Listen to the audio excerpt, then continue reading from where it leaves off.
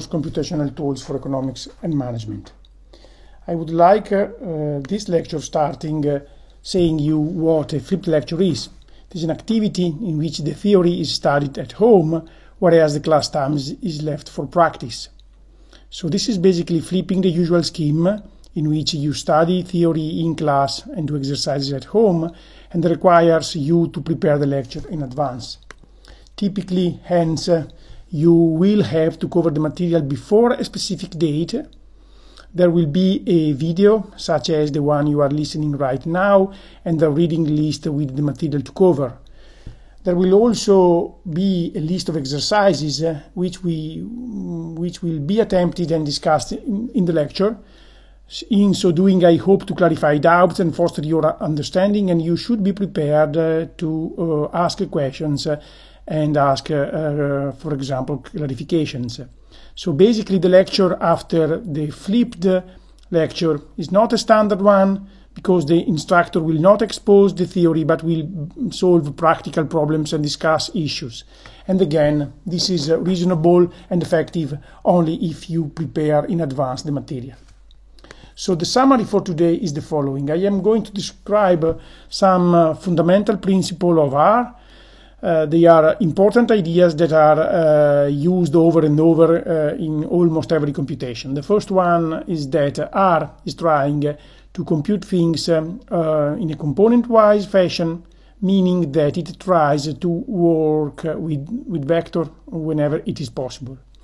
The second important principle is called recycling, meaning that R is really attempting to recycle the arguments that you use whenever this is needed to complete the computation. So sometimes this results in a sort of weird behavior, but it is important to realize how R is using the information that you type, and basically it will try really hard to use the most information, recycling the data as many times as it is needed. The third principle is that few warnings or errors are indeed given, because R is assuming that you are grown up and you know what you do. So basically, do not expect R to check a lot of things, and this is why you must understand some important fundamental principles. After that, we will move to user-defined functions. As you know, we have already seen together many functions, but of course it is always the case that you have, for example, to define your own function for your own purposes. The first example would be a function that we call quadra, and this is a function which is used to solve quadratic equation, hence the name quadra.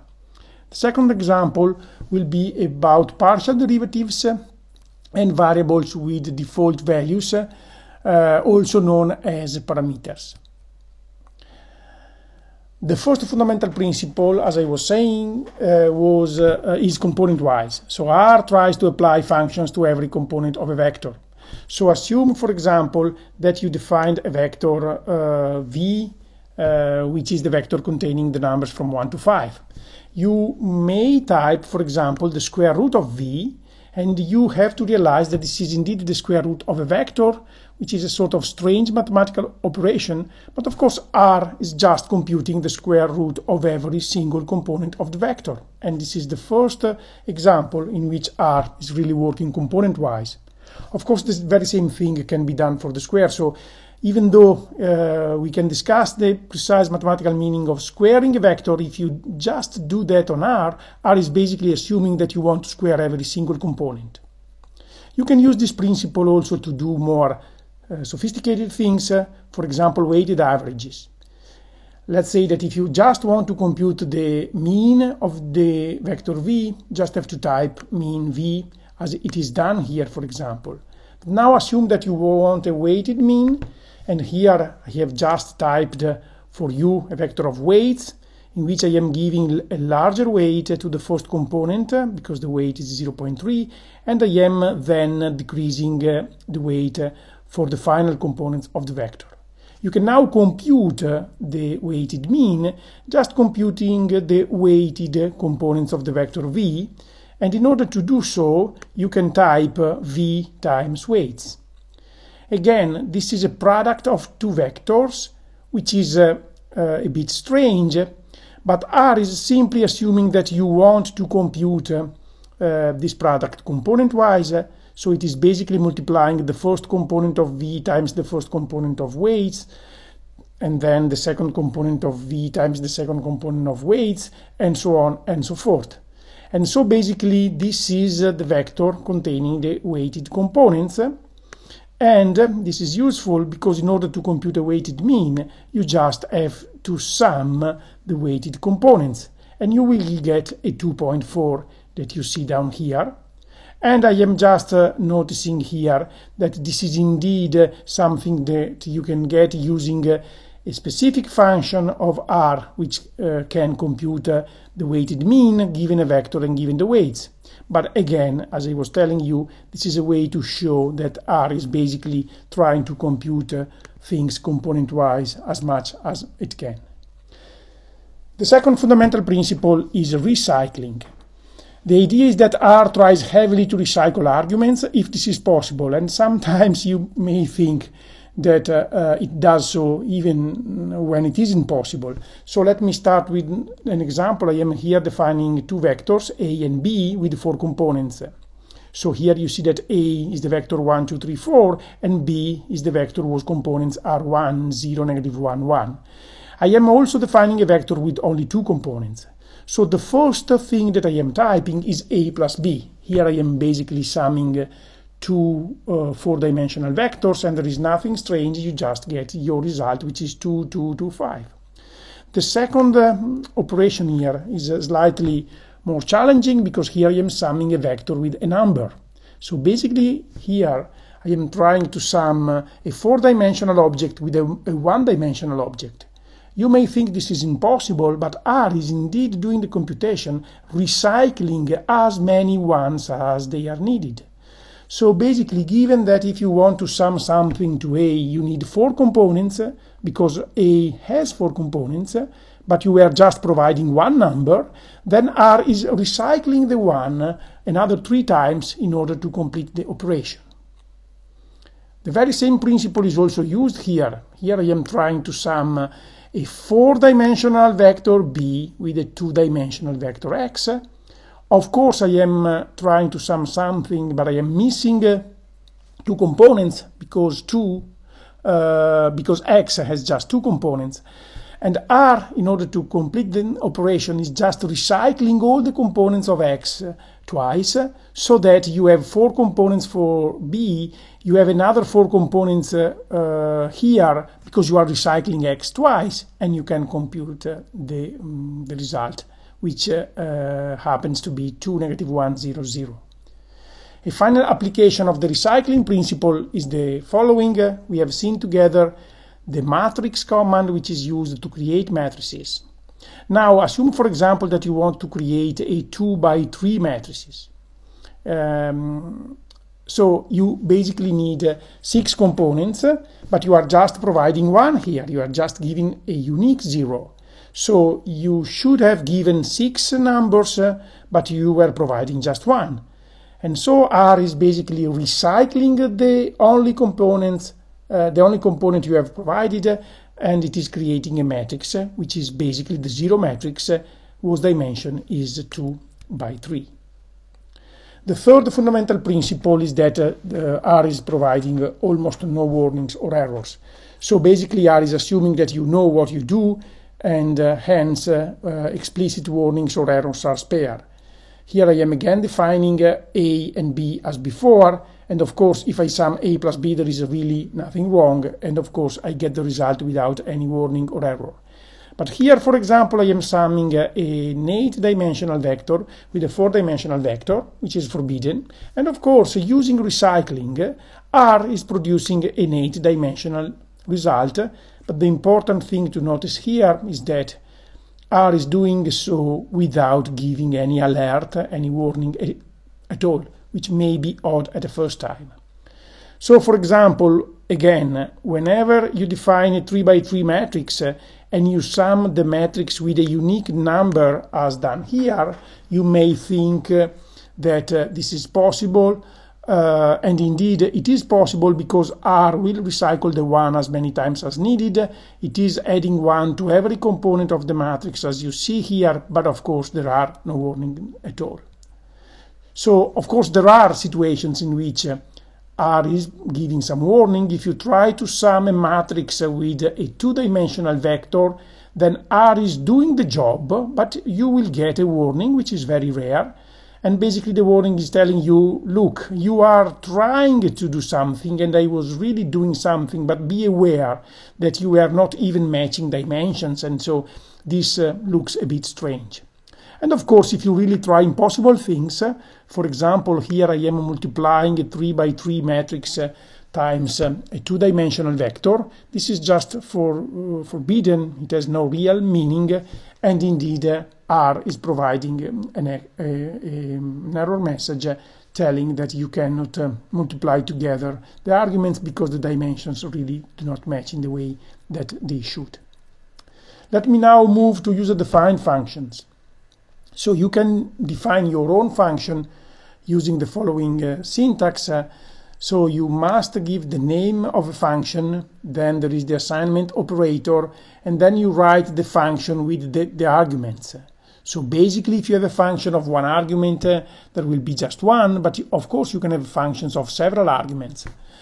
Then between brace, you can really write the things that R must compute in order to evaluate the function. So for example, if you consider the definition of a cubic polynomial, which is called f, you just have to type that f, assignment operator, is a function of a unique variable, which is x, and indeed the computations that I have to do are take the third power of x less 3x. So once you have typed that and pressed enter, you are ready to compute for the first time your user-defined function, and you can type f of 1 getting a -2, and for example f of square root of 3, in which you get this funny number, which however should be very well known because we were discussing scientific notation in the very first lecture. So basically this is a very small number, okay, and this is very close to 0. Now there are more interesting user-defined functions, and the example that I would like to discuss briefly is related to a function that we call quadra, used to find the roots of a quadratic equation. So the roots depends indeed on the coefficient a, b, and c of the expression that you see here, and of course I am pretty much using the very well-known standard formula that you learn to solve a quadratic equation. So I am defining a function quadra. This is a function of 3 things because I have 3 coefficients, so the roots will be a function of a, b, and c. And of course you know that in order to find the roots, you basically have to look at the delta. So I am here computing the delta, and if the delta is bigger or equal than 0, then I can compute the 2 roots as you see here. So the first root is -b plus the square root of delta over 2a. The second root is going to be -b less square root of delta over 2a, and finally my results are going to be the vector containing x1 and x2. Now go back to the if sentence here. If delta is bigger or equal than 0, then I can compute the root. Else, Houston, we have a problem because the delta is not positive or equal to 0, and this means that I just provide as a result a message. This is a string, these are words, delta is negative. And finally my function is over because I provide the result. So let me apply my user-defined function here for you. So what's the roots of the quadratic equation x squared minus 5x plus 6? You just type quadra 1, -5, 6, and you get 3, 2. Of course you can try the same function with different quadratics. For example, if you try x squared plus x plus 1, then you will get a negative delta. You can try the computation on your own, and indeed the function is telling you that we have a problem because there are no real roots because the delta is negative. Of course, you can define other functions, and the standard example is the definition of functions of two variables. For example, if you want to define a function f of x and y as x squared plus y squared plus xy, you just have to apply what we have done before. So g is a function of the two variables x and y, and here you write the computations that are needed. Notice that there are no braces here, and basically braces are optional when the function is simple and there is just one operation to perform. In a way, you don't need the braces because there is just one thing to do. And after you have defined your function, of course, you can compute, for example, the value of g at 1, 1, you will get a 3, and the value of g at 1, negative 1, and you will get a 1. Of course, you can think, for example, that it would be interesting to define a utility function.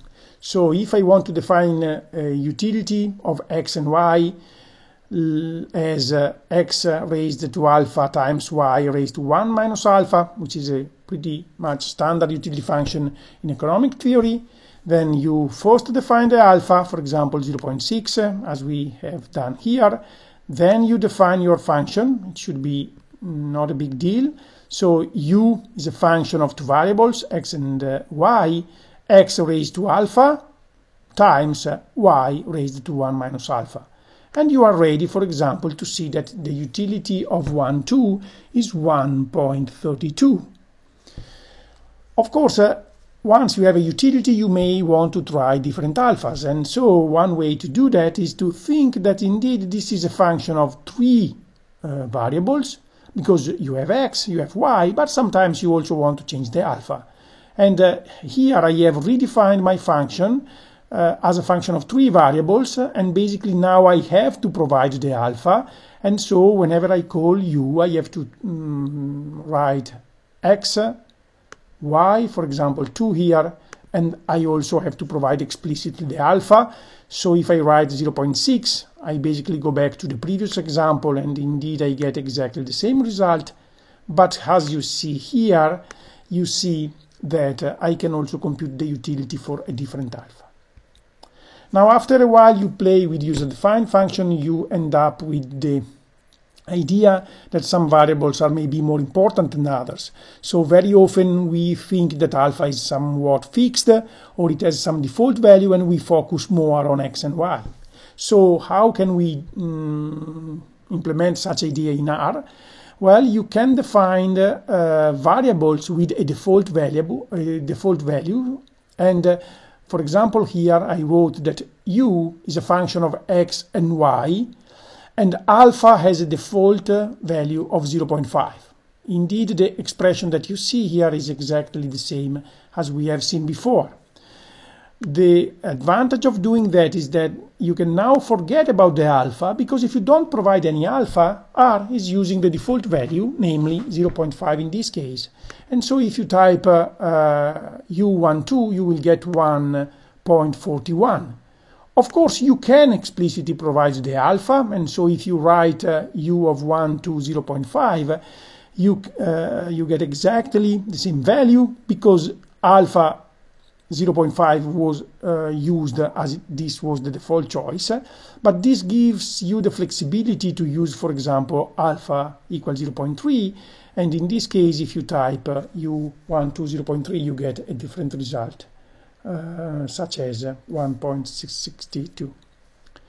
Finally, there are situations in which, for example, you use parameters to compute important functions. So typically, for say, when you want to compute a partial derivative with respect to x, you can approximate this as the ratio of two increments. On the numerator, you have the increment of f. On the denominator, you have the increment in x. So basically, you can compute an approximation to a partial derivative just by using this expression and using a suitably small h.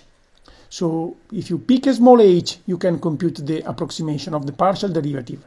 So this is the definition of the function, and you can define, say, the partial derivative with respect to x as a function of a point. Then there is a default value for h. In this case it is 1000, and the approximation of my partial derivative is going to be f of x0 plus h and y0 less the value of the function at the point over the step h, so that you can compute, for example, the partial derivative of the function f with respect to x at the point 1, 1, and you will roughly get a 3. If you want additional accuracy, you can reduce the step h, which was by default 1 over 1000. Here I was writing 10 to minus 6, and you see that indeed you get a more accurate result, but this is pretty much close to the previous one. And of course, partial derivatives with respect to the other variable y can be defined in the very same way, and we will do that in class. This is pretty much all I have to say for the first flipped lecture. I really would like you to cover this material in advance to be ready to solve exercise together on April the 2nd. If you have any question, we will have the time to discuss your problems and try to improve your understanding of this material. Thank you for your attention, and see you soon.